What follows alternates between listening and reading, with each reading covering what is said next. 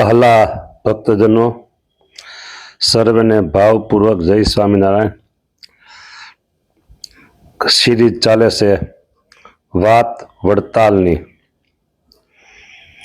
કાર્યાણીમાં મહારાજ રાત રોકાયા છે. સંતોને સુવાની આજ્ઞા કરી. મહારાજ પણ પોઢ્યા અને પછી સવારે ઉઠી સ્નાનાદિ ક્રિયા કરી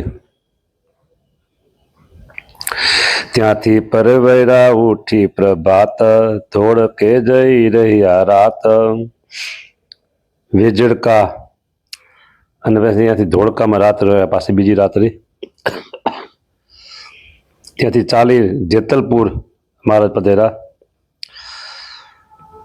જે ચાલ્યા જેતલપુર ઘન શ્યામ આવ્યું ત્યાં વચમાં એક ગામ. ગામનું નામ નથી. હતા વાઢ ત્યાં શેલડી તણા, કોલ ફરતા હતા તહીં ઘણા. શીશવાડા પડતા હતા શેલડીના. સુરા ખાચરે જઈ જોયું તારી, થોડી શેલડીઓ દીઠી સારી.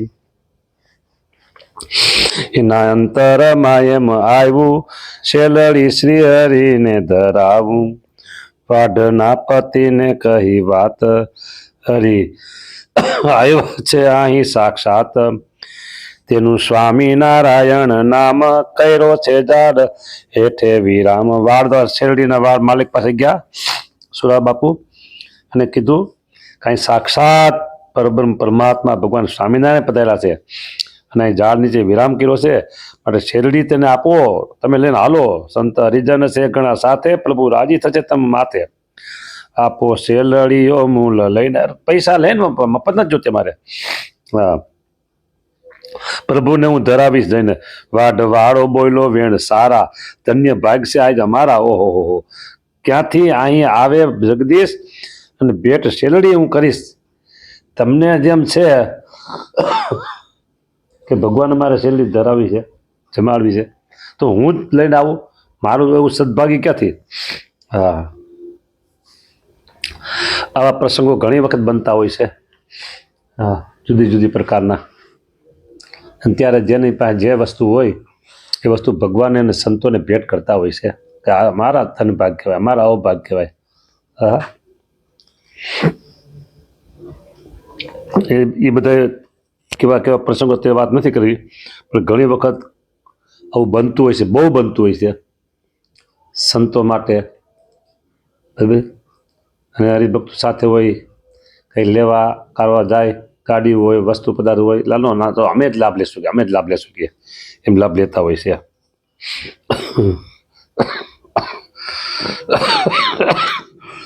સાઠા કૃષ્ણ કર્યા અંગીકાર, વેચા નિજજનને તહેવાર. ત્યાંથી ચાલ્યા જવ જન સાથ, ગયા જેતલપુર જગન્નાથ. રહ્યા શ્રી હરિ ત્યાં જઈ રાત, સેવા ભક્તજને બલિભાત. ગંગા માએ કર્યો ત્યાં થાળ, જેમાં જીવન જન પ્રતિપાળ. ઓહો હો હો, હું વાત કરી હો. જેતલપુરના ગંગામાં એટલે ગંગામાં મોટી ઉંમરના હતા એટલે બધા માં કહેતા હતા. રામાનંદ સ્વામીના શિષ્ય હતા એટલે મહારાજ પણ એને માં કહેતા હતા. બીજે દિવસ તળાવની પાળે સભા સારી સજી. વૃષલાલો તળાવ, દેવ સરોવર. આ તળાવ જેતલપુરનું. મેમદાવાદના તે ઠામ આવતા હતા દુર્લભ રામ. હવે તમે જોજો એક વસ્તુ, ઘટના ઘટે છે. ઘટના ઘટે છે જોરદાર. હમણાં કાયાનગરમાં એક ઘેરો ગાયેલો છે શત્રુએ. બરાબર. ને જોરદાર ફાઇટ ચાલે છે. સામ સામે બે યુદ્ધ મંડાણા છે. હજી કોઈ પાછો પગ ભળતા નથી. એટલે તમને કથા સાંભળવામાં ઘણું બધું ડિસ્ટર્બ થતો હોય છે, જાણું છું. હા, પણ હવે શત્રુએ ઘેરો ઘાયલો કરવું છું, ઘણું બધું પ્રયત્ન કરું છું, પણ પાછો હટતો નથી. વાત છે એવી, મારા તળાવની પાડે સભા બની બેઠા છે જેતલપુરમાં. મેમદાવાદના તે ઠામ, આવતા હતા દુર્લભ રામ. દુર્લભ રામ મેમદાવાદના. બરાબર. મેમદાવાદના બે ભગત મોટા, એક દુર્લભ રામ અને એક બેચર. બરાબર. દુર્લભ રામ પાસે અઢળક ધનનો ઓહો હો, એની વાત પેલા થઈ ગયેલી છે, અત્યારે લેતો નથી.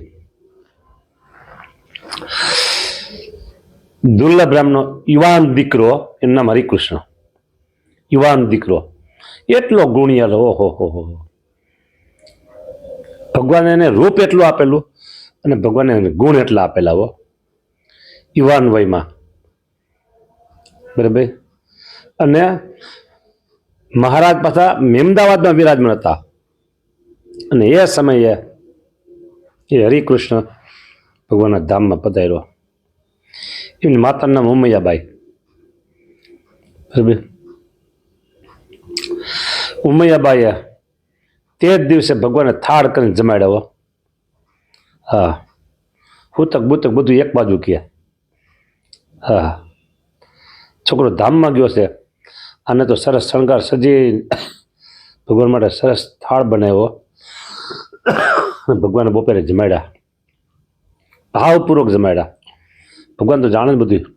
પછી મહારાજ કે હવે ઓલું કામ પૂરું કરો તમારું કે. બોલો. હરિકૃષ્ણ માતાને આંખમાં આંસુ એક નું આવ્યું, એક આંસુ નું આવ્યું. બોલો. ગુણિયલ દીકરો હોય, યુવાન અવસ્થા હોય, લાડકોટથી ઉછેર મોટો કર્યો હોય, રૂપના અંબાર દીકરામાં હો. આખા મહેમદાવાદમાં તમામ હરિભક્તોને એટલો ચાહક, બધા એને ચાહે. અરે મુકુંદ બ્રહ્મચારી તો એ મહારાજ પધારે ને, મુકુંદ બ્રહ્મચારીથી આગો ન ખસે. રસોડામાં જે કાંઈ સેવા, પાણી, શાક પકાલું, વાસણ ઉટકો, આશે તેશે, હા, બેઠો જ હોય. બ્રહ્મચારી કહે આ કરો, આ દોડીને તરત સેવા કરી નાખો. આવો ગુણિયલ દીકરો. બરાબર. કોઈ બીમાર નહીં, કોઈ રોગ નહીં. હા, અને ધામમાં વી ગયો. બોલો. ઓલા રડે કોણ? દુર્લભ રામ. હા, એને સત્સંગ ત્યારે નહોતો, સત્સંગ એને થયો પાછળથી, ને પાછળથી સત્સંગ થયો ને. વડતાલ ગયા હતા ને ત્યાં ઉમૈયાબાઈએ પછી મહારાજને પ્રાર્થના કરી, મહારાજ ગમે તેમ તો મારા પતિદેવ છે. પછી એને સત્સંગ થયો ને એનું કલ્યાણ મહારાજે કર્યું. હો, વાત જોરદાર. દુર્લભ રામ ઘોડી ઉપર અસવાર, પ્રભુ પાસે જવાને પ્યાર. ઘોડી જાવા લાગી ગામ ભણી, ખેંચે દુર્લભ રામ તો ઘણી. ઘોડીને જવું છે ગામમાં અને દુર્લભ રામને આવવું છે સભામાં. આ બે જગજગ ચાલે છે. એવું જોઈને સુંદર શ્યામ સભાજનને કહે તે ઠામ, જુઓ ભક્ત તમાશો આ કેવો, દેવા યોગ્ય છે દષ્ટાંત જેવો. જો જો આડો જ આવ્યા જ કરે છે, સમજાને એટલો ડિસ્ટર્બ કરે છે. આ શત્રુ ક્યાંકથી ઘૂસી ગયો છે કાયાનગરમાં. મહારાજ કે દષ્ટાંત દેવા જવા તમાશો છે કેવો. દ્વિજને આવવું છે તો અહીં સભામાં, ઘોડી લઈ જાય છે ગામ માહી. બળ દુર્લભ રામમાં હશે તો તે આ સભા પાસે આવશે. દુર્લભ રામમાં બળે છે તો સભામાં આવશે કે. ઘોડીનું બળ જાજુ જણાશે તો તે ગામ ભણી લઈ જશે. જો ઘોડીમાં બળે છે તો દુર્લભ રામને ગામમાં લઈ જશે ત્યાં. તેમ જે બળિયો જીવ હશે તે તો અક્ષરધામમાં જશે. બળ ઓછું હશે જે માઈ, માયા ખેંચી જશે તેને ક્યાંય. પછી જોરથી દુર્લભ રામ આવ્યા જ્યાં હતા શ્રી ઘનશ્યામ. ભક્તો, વાલા ભક્તો સર્વે સાંભળો સાંભળો સાંભળો. બોલો. આવું આપણે થતું હોય કે ન થતું હોય. જો અત્યારે છે ને થોડુંક ઠંડુ વાતાવરણ થઈ ગયું છે અને કોઈ જોબ ઉપરથી કામકાજમાંથી ગમે ત્યાંથી આવ્યો હોય અને મંદિરે જાવ, હવે મંદિરે કાંઈ નહીં, હવે મોડું થઈ ગયું, ઠંડી છે, આમ છે તેમ છે કરી આળસ કરી નાખે સવારે અથવા હાને ગમે ત્યારે. તો સમજુ ઘોડી જીતી ગઈ. અને વિપરીત વાતાવરણ હોય, ઠંડુ હોય, આ છે તે છે, ગરમી ઠંડી હોય, બરાબર, અનુકૂળતા ન હોય, અને છતાંય આપણે મંદિરે સંતો પાસે, ગુરુ પાસે, ભગવાન પાસે પહોંચી જઈએ તો સમજવું દુર્લભ રામની જીત થઈ. હા, અને આપણે જો ફોસી થઈ જાય અને કે કાંઈ નહીં હવે હાલશે એમ કહી દઈ તો ઘોડી જીતી ગઈ. ઘોડી એટલે આપણું મન અને દુર્લભ રામ એટલે આપણે. રોજ દર્શન તો કરીએ છીએ ને, આજ કાંઈ નહીં, થોડું કામકાજ છે, આમ છે તેમ છે, ત્યાં જઈશું મંદિર તો વધારે રોકાઈ જવા છે, આમ છે તેમ છે, ઘણા બાના વડે સમજવું તો ઘોડી જીતી ગઈ. ઘોડી એટલે માયા, માયા એટલે મનના સંકલ્પો. હા, ભક્તિ કરવાને અવસર આવ્યો, પ્રભુજી મારા વાલા રે. ભક્તિ કરવાને અવસર આવ્યો, પ્રભુજી મારા વાલા રે. આ ભક્તિ કરવાનો અવસર આવ્યો છે, એમાં મનના સંકલ્પને રોકી, દેહના ભાવને નહીં ગણી અને ભક્તિ કરી લેવી જોઈએ. ભક્તિ ભજાવવા માનવની કાયા મળી છે ભાઈ, માનવની કાયા મળી છે. જાને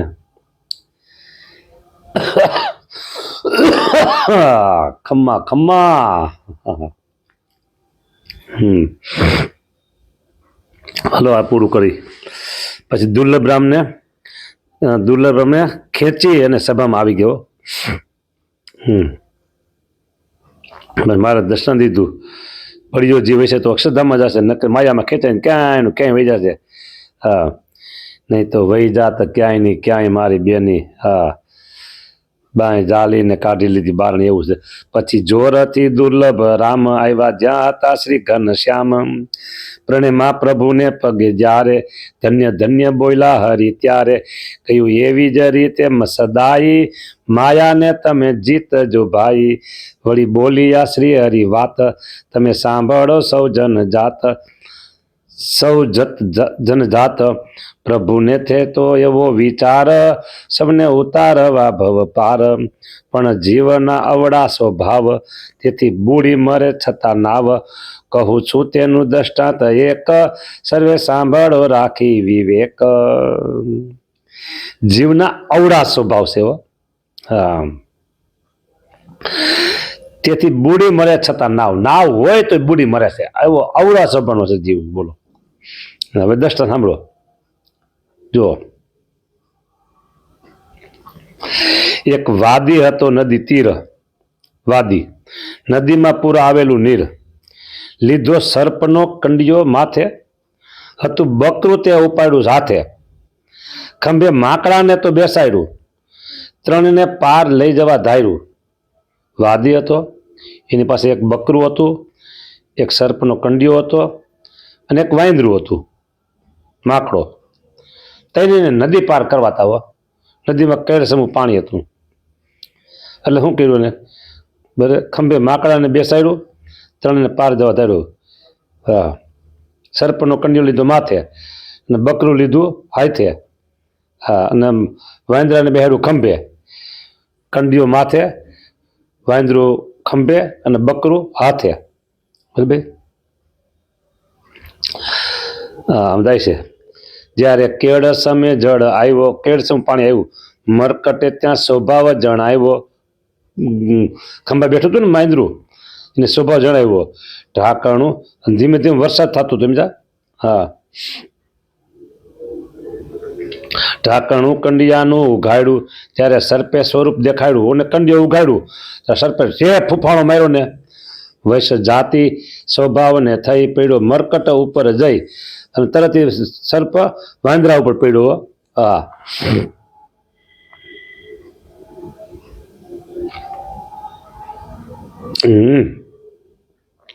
માકડાની મતી પણ જુદી, પડ્યો પાણી વિશે જઈ કૂદી, વાંદરું પાણી પીડ્યું.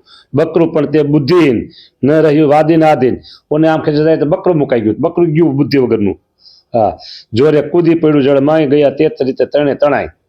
ત્રણે વાંદર, એ સર્પ ને બકરું ને વાંદરું ત્રણે તણાઈ ગયા. વાદીએ તો લેવા માંડ્યા સાથે, પણ એકે રહ્યું નહીં હાથે. ગયા તેને સ્વભાવે તણાય, તેમાં વાદીનો માગશો ભાઈ, તેમાં જીવને ભવજળ પાર ઉતારવાનો પ્રભુનો છે વિચાર. સમજ્યા ને? પણ પોતપોતાને સ્વભાવે જીવ સંસારમાં ઝંપલાવે. બોલો લ્યો, ભગવાનને તો તાર કરવા છે, સાધુને જીવને પાર કરવા છે, પણ જીવ પોતપોતાના સ્વભાવે જાય છે સંસારમાં તણાઈ જાય જંપલાવે છે. ગરડાનો નાથો ભાવસાર હતો, હાસ્ય વાણી બોલનાર ગરડાનો સમજાને. તેણે કૌતુક વાણી કરી ઘણી વાર હસાવ્યા હરીને. એમ કરતા ગઈ મધ્યરાત, પછી પોટી ગયા જગતાત. પોટા સંત જઈને ઉતારે, વળી સર્વતે ઉઠા સવારે. જેતલપુરમાં જગપતિ વૈસા 2 દિવસ નિશિવા સુખ દીધા. સત્સંગીને કર્યો જ્ઞાનનો અધિક પ્રકાશ. પછી મારા ત્યાંથી આવ્યા વડતાલ ધર્મ રક્ષક ધર્મનો લાલ. ઉતરા હરિ મંડપમાં બીજો સર્વે કટે જેમ ત્યાંય. વૃષસુત ઉપદેશ નિત્ય દેશે, નિજ જનના મન શુદ્ધ કરે છે. અતિશય હરિ છે દયાળુ, એવા નહીં નહીં કોઈ કૃપાળુ હરિ કૃષ્ણ જેવા. ચોથો વિશ્રામ પૂરો થયો 8મા કળશનો.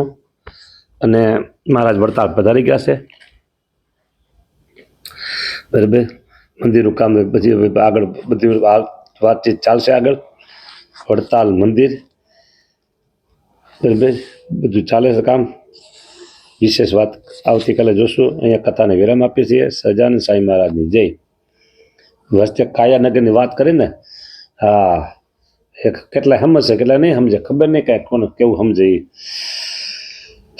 પણ કાયાનગર અત્યારે ક્લેશ ઊભો કર્યો છે કાયાનગર એવો.